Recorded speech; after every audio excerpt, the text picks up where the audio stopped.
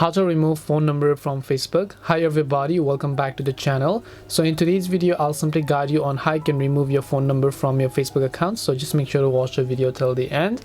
In order to remove your phone number from Facebook, all you have to do is simply go ahead and first of all launch the Facebook app here. Once you launch your Facebook app, tap the three lines icon on the right hand side of the screen. Once you tap the three lines icon on the right hand side, scroll down, select the option called settings and privacy, and then just go to settings.